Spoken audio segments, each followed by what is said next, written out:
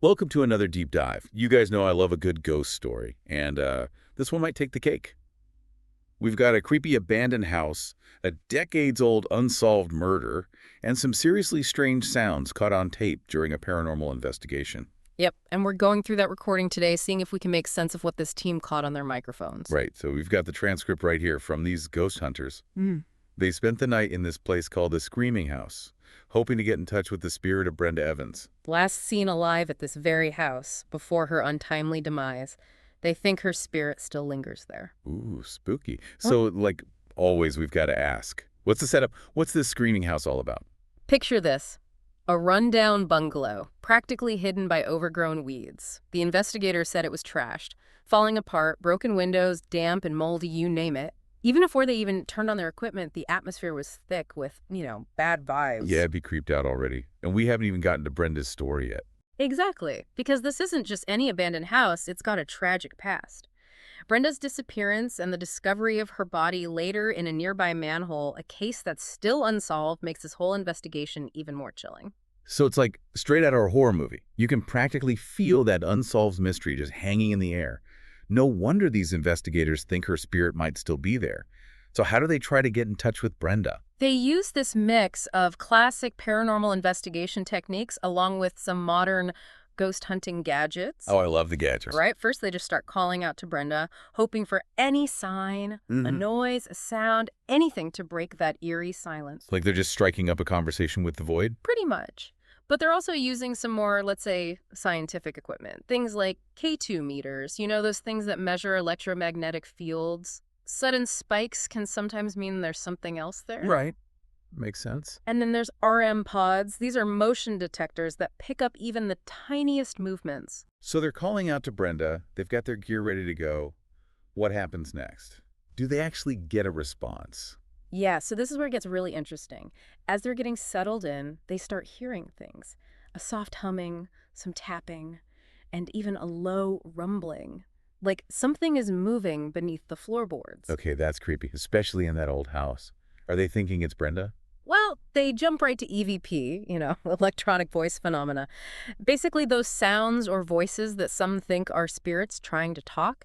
But here's where things get a little more... Well, I knew there had to be a twist. What else could it be? Well, you know how easily your mind can play tricks on you, right? Oh, absolutely. Yeah. Especially when you're in a creepy old house in the dark. You're already on edge. Exactly. So when you're in that kind of environment and you're already expecting to hear something spooky, well, it's super easy for your brain to interpret any weird noise as paranormal activity. Oh, for sure.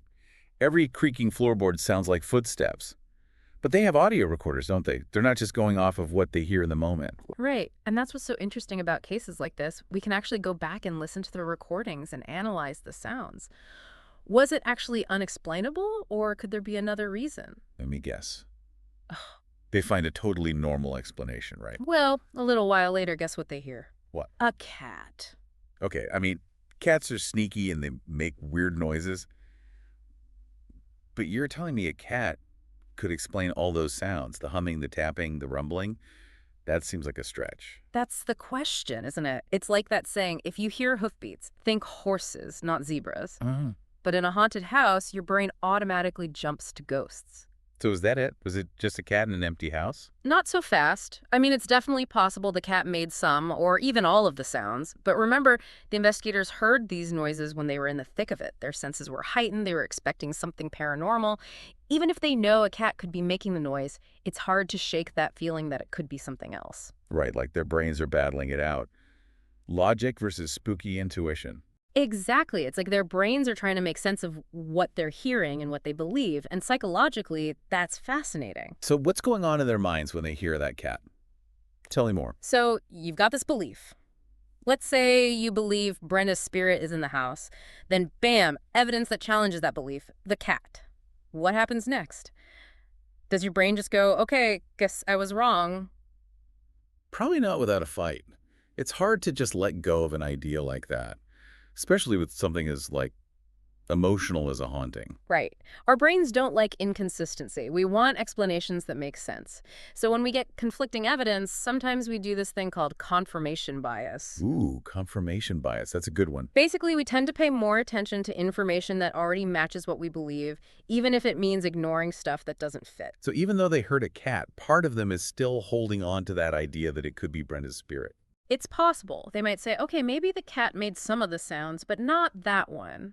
Or they focus on when the cat showed up, like, ooh, maybe Brenda's energy attracted the cat. So did they ever actually get proof that Brenda was there? See, that's the thing about these investigations. Sometimes you just don't get a clear answer. They didn't get that solid proof they were looking for. They're left with these unanswered questions, doubts, that lingering feeling of what if? It's like the story's never really over. So what do you think, knowing what we do from the transcript, was it just a cat? Or something more? That's the cool thing about all this. We get to look at the evidence, consider the possibilities, and make up our own minds. There's no right or wrong answer. It all comes down to what you believe. This whole thing's been wild. Really makes you realize how your brain can trick you, especially in a spooky situation. Plus, how much we all crave those answers, even when they're hard to find. For sure. Just goes to show the line between what we can explain and what we can't. It's blurry. And sometimes the best mysteries are the ones that leave us with even more questions. If you're listening and you've had your own spooky encounter, or maybe you just love a good ghost story, tell us about it. Head over to our website. We'd love to hear from you. We'll be back next time with another deep dive into a topic that'll make you question everything you thought you knew. See you then.